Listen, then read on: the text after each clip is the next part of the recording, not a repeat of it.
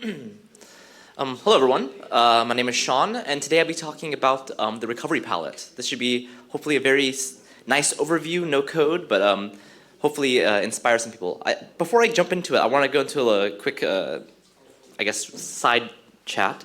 I think one of the biggest problems we face in blockchain right now is just having users be able to easily interact with the blockchain systems. I think, especially kind of at the level where we're building stuff at Parity, the interaction process is normally a user directly talks to the blockchain. And this is clearly an awful experience. Like, it's just not meant to be. And so, while Substrate is a platform for building blockchains, definitely, the larger ecosystem that's going to adopt Substrate is going to be involved with people who are touching Rust, but also touching all the layers in between the user and the actual blockchain. And I hope there will be many, because this will actually bring great experiences to users and allow them to actually use the blockchain. So when I was thinking about designing this palette, I was thinking about, okay, well, what kind of features can I implement at the blockchain level which would help people like my parents to actually use blockchains? And I think one of the common things we see in the space is, the fear of having all this money attached to this private key and then losing that private key and having nothing you can do about it. And this is not a behavior that I think the average person outside the blockchain space is used to. Like, there's always someone you can call or someone you can talk to or some lawyer who can recover, your lost money. But in the blockchain world, this is both good and bad. This recovery palette hopefully will be a way to simplify the user experiences and make just using the blockchain a little bit that much easier. So I'll jump into it, but that's the context of kind of where this all came from. Yeah, so before we even talk about the recovery palette, let's talk about multisignatures. Multisignatures are it's a type of verification which requires multiple keys to authenticate or authorize access to the underlying resource. Has everyone here heard about multisigs? Maybe the multisignature wallet, other formats? Okay, cool. Multisigs can kind of come in two ways. I think cryptographically, you can design cryptographic algorithms which allow you to conglomerate a bunch of signatures into a single signature, and using some fancy crypto math, which I don't fully understand myself, get a signature which represents the signatures of many individuals. But also you can do aggregation. Basically, you can track also individual signatures and use some additional logic to act like a multi-signature. So when we're working in the runtime, it's really easy to be able to say like, hey, I see multiple transactions from these different users all saying like, approve or not approve. And we can basically create a multi-signature in the logic by basically saying, have these set of users approved or not approved something and do some action based off of that. So we also have some aggregation methods. And again, the aggregation can actually be done on-chain and off-chain. So you might imagine, instead of sending one payload with one signature, you can send one payload with many signatures in it. So these are kind of two different ways to approach multi-signatures. And so in Substrate, we actually already have different kind of forms of multi-signatures. Obviously, our SR25519 cryptography supports in it a cryptographic multisig. But we also have this utility palette. This is actually relatively new. I'm not talking too much about it, but inside of the utility palette, we support generalized aggregate multisig. So basically, any set of users in a Substrate blockchain can create a multisig with basically n number of people, and I'll talk about this more, but like m number of people out of n can approve some transaction and basically submit a transaction on behalf of the group of people in this multisig. And then also we have things like the collective palette, which maybe is kind of a stretch to call this a multisig, but basically you can have some aggregate approval or transactions of users in addition to some governance rules and basically create new origins. And these origins can be used within the runtime. So you can kind of consider all of these different things, ways you get multiple voices to kind of become one voice, right? And that's kind of where the multi-signature stuff is. So when we talk about the recovery palette, well, what is it really? Well, the recovery palette is an M of N social recovery tool. It allows users to recover their accounts if the private key is lost or any type of authentication mechanism is lost. So one thing that's important to realize is that on Substrate, it's built really generally. And I believe it doesn't even assume necessarily that the account system that we use has to be like a public-private key pair. Like, there could be other authentication mechanisms. But this recovery palette actually doesn't use any type of cryptographic system. So you're able to still recover an account no matter how you set up your blockchain, your Substrate blockchain to authenticate to the system. But in speaking in terms of multisig, what we do actually is it is an aggregate on-chain multisignature, where you can basically specify a set of users who can create a multisig and allow access to your account. And so let's go into this and walk through it step by step, and hopefully you can see kind of how it works and what it does. So how does it work? Okay, well, if you want to use the recovery palette, the first thing you need to do is set up a recovery configuration. So ideally, you have access to your account that you want to make it recoverable, and you have to basically go through and configure it so that it can be recovered in the future. To do that, first you need to select a set of friends that you trust. This is configurable, and basically it's a set of other users in Substrate who you trust to say that they can go through and vouch for you later and say that, you know, this person's lost the account and this is the real person and this is who we should give the account access to. This is where the N comes from. Then you also choose a threshold, M. So basically you need to pick some subset, so it can be as much as N is, but it can be less too, where basically these are the number of friends of the list that need to approve of a recovery process for you to actually be able to recover your account, right? This is the M of N. Finally, we pick a minimum delay period. So this is kind of something I'll touch on a little bit more later, but basically from the beginning of a new recovery process, like someone trying to recover your account, there's some delay period where we say even if you collected all of the approval messages, you still have to wait this long to actually get access to your account. And this is the mechanism we'll actually be using to help prevent against some of the malicious attacks. But these are all, you know, 3 items which you can configure completely on your own to set up a recovery configuration for your account. The last thing you need is a configuration deposit. So as a runtime developer, one of the things that's important is that if you're introducing some new storage item to the runtime, it's important that in general, you keep a deposit from the user who's storing some information. This does a few things. One, incentivizes the user to clean up their information. So if you go through, if you write the right runtime logic, they add some data to your blockchain, they take some deposit, they remove the data, they get the deposit back. So they're incentivized to naturally clean up the blockchain. But also it makes sure that, you know, that data isn't just like kind of floating around for no reason. I think a good example of this is like, you can think of the existential deposit in balances as kind of a deposit, right? Like a user who's in our system who we're tracking the balances must have at least this much funds, right? And if they ever go underneath it, we clean up all of their information. So this is kind of where you should be thinking about as a runtime developer, always making sure that if you're storing data, you have a deposit for that. But to set up a recovery configuration, you also set up a deposit. Okay, so I guess step 2, if you actually want to use the recovery palette, is to lose your account. So I would recommend don't follow this step in general, but the idea is that if this happens and it's uncontrollable, that because you set up a recovery configuration, you can go ahead and actually recover your account. So step 3 is to initiate a recovery process. So it's important here to be transparent about the fact that this recovery palette does not actually give you your private key back. The result of this process is not that you like magically discover, you know, the information that you had lost.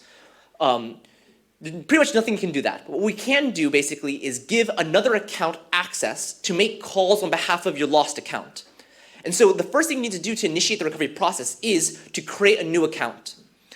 And you need to fund this account with some money that's enough to pay for initiating the recovery process. So again, similarly to creating a recovery configuration, we take a deposit.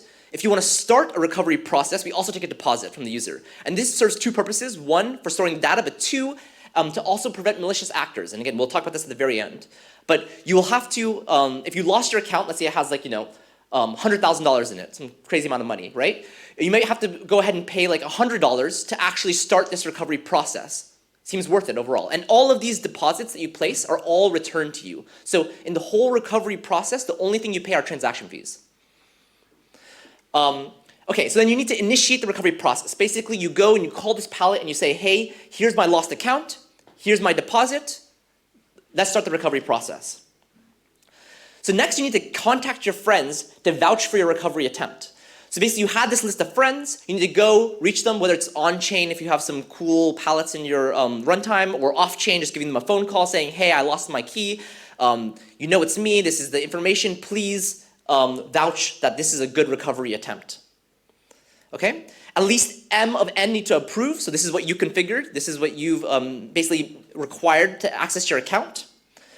And then you need to wait for the delay period to pass, of course, right? And if all of this happens, you just claim your recovered account. It's that easy.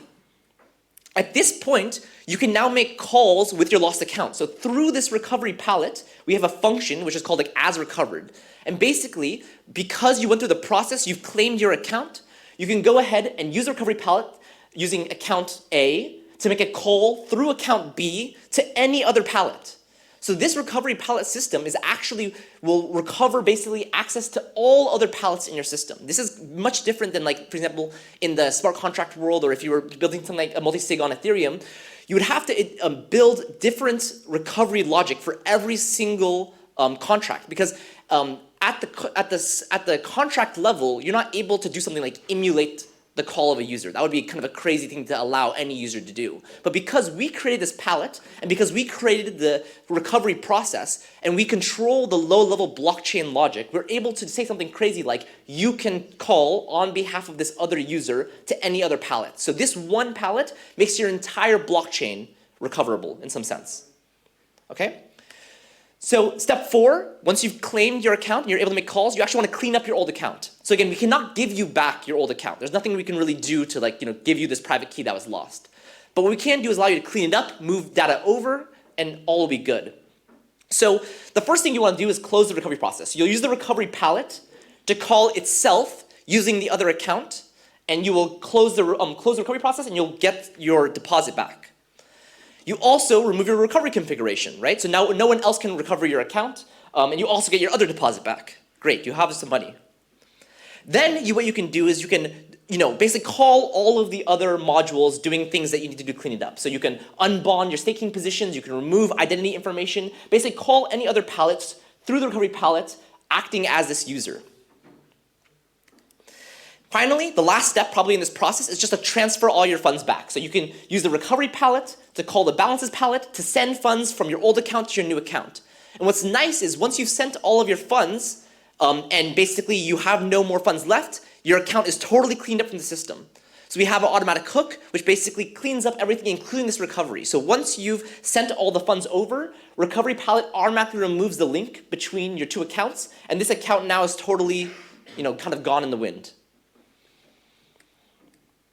So let's talk about the malicious recovery attempt. So this hopefully all sounds great, but how do we protect your account from being stolen by someone else, by being recovered by someone else? So let's go through the process again. So you have set up a recovery configuration already, but now a malicious user initiates the recovery process. They send your not lost account, and they send some funds. Okay? They go and they call, they trick your friends into vouching for your recovery attempt. And actually, if you're a security person, you will know that most security problems aren't actually computer software problems. They're actually social manipulation problems. People calling, trying to convince people to basically that things that aren't true are true, and getting them to act in a certain way. So they trick your friends, and they vouch for your attempt. Now, even if all of this craziness happens, hopefully your friends would never actually do that. They still need to wait for the delay period, right? And so they got all of the things happening, but they still need to wait.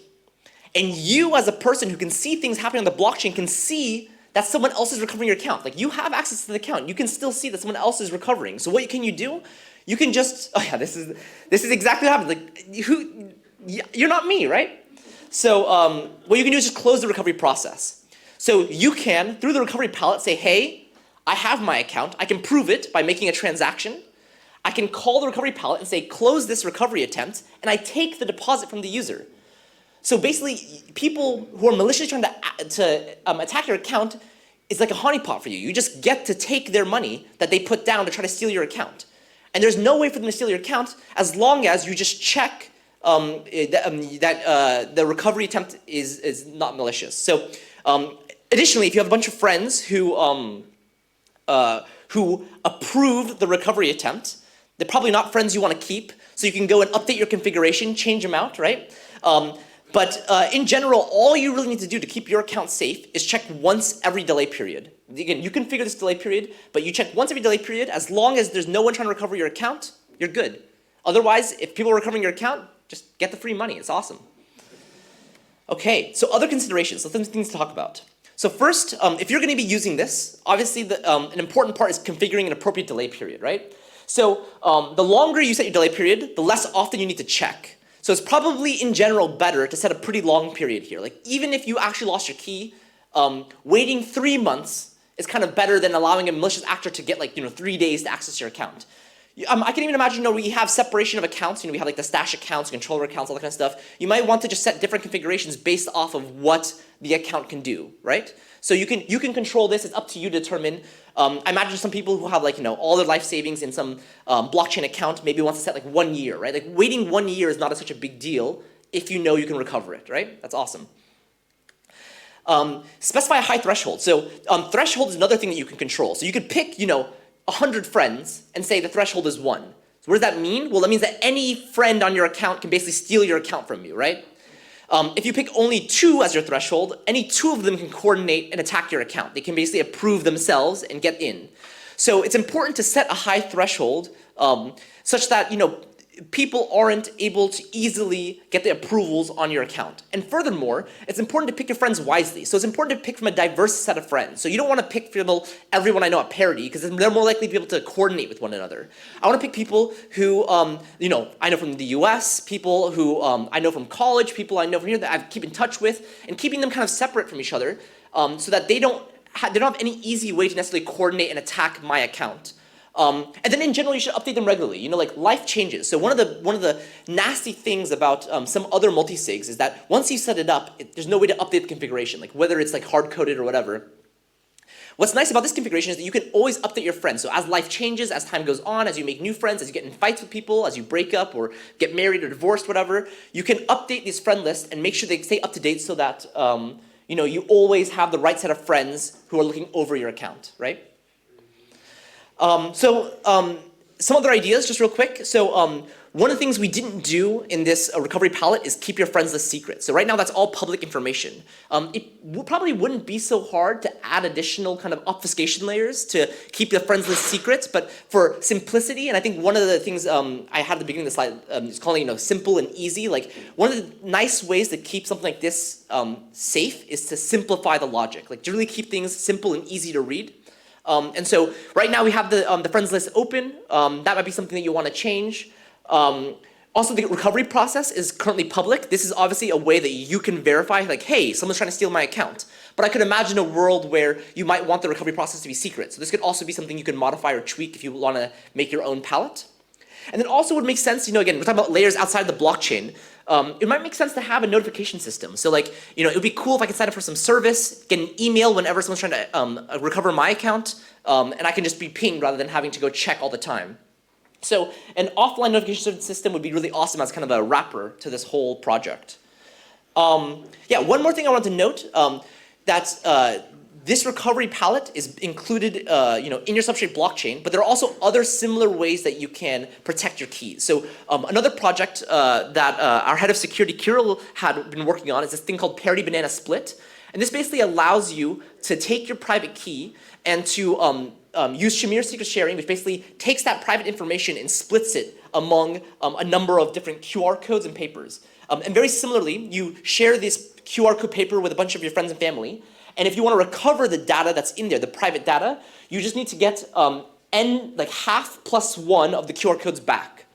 So this is another method, again, off-chain that you can secure a key. Maybe you want to use both, but you can see these are very similar methods and things that are available to you outside of the recovery palette. So yeah, I'm happy to take any questions, and I hope that this was clear to everyone. Yeah. Good question in the back. Questions? Thanks. Back.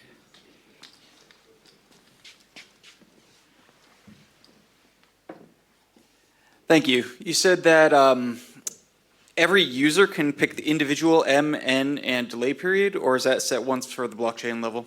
That every user can pick their own M, N, and delay period. So the kind of limits that we have at the runtime level is one, you as a runtime developer, you select the deposit amount. So the 2 different deposits that your blockchain holds, the user doesn't select that, the runtime engineer selects that.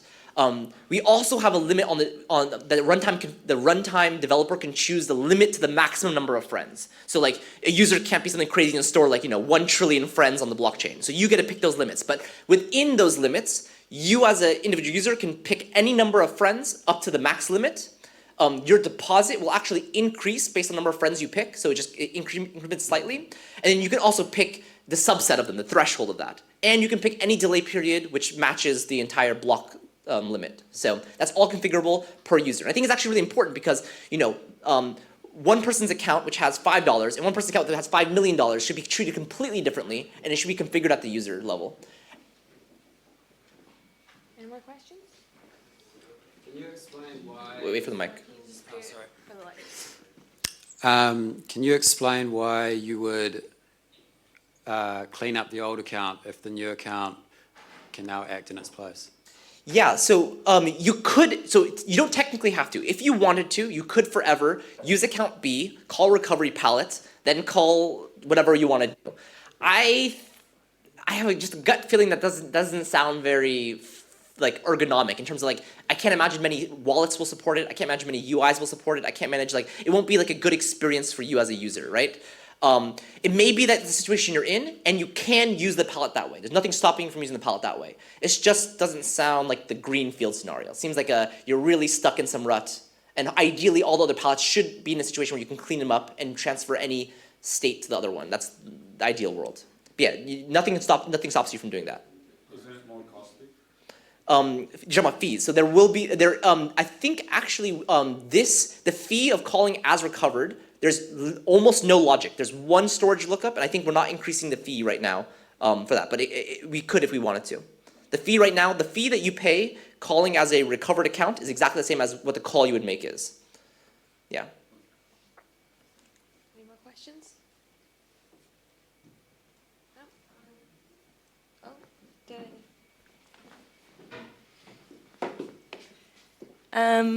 Are there multiple recovery sets possible? So one of them is for me, for my own account, and second one for friends, for example. Is it a dumb question? No, I missed it. So like you want to set up, so you have an account and you want to set up 2 recovery configurations for it? This is not currently supported right now. But it would be easy to add it, but it's not currently supported. Right now, there's just kind of like, one configuration for one account. One of the things that's important with runtime development, I think, is that having very clear state machines is important for making sure that you don't run into like these weird runtime logic or fringe scenarios. So if you actually look at the pathway I walked you down, you actually look at the code, at any point in time, any user has exactly one situation in it. So you can have a recovery configuration set up and no active recovery. You can have a recovery set up and an active recovery. You can have no recovery set up. That means you, by definition, cannot have an active recovery set up. Like we have it so that the state is always in a clear thing. Introducing things like multiple recovery methods can be kind of more complicated when you want to like close a recovery process or you want to remove a recovery process. You need to like look at all the other existing recoveries. It's totally doable. I did not design it as part of this system.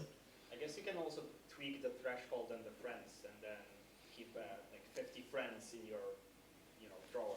Yeah. So I think the comment here is that if you really think you're like these 2 people are completely separate, you could have like 100 people total, and then a threshold of 50, and then you can just kind of work on the one half or the other half. Like you contact all your friends, you contact all your family, or something like that. I don't know. No, I mean that you create like 50 imaginary keys that you add as your friends and right. store them in your drawer. Yeah. Okay. Yeah. So you could create other keys and transfer. One more thing that you brought up when we were talking about this earlier today, which was very interesting to me, was actually you can use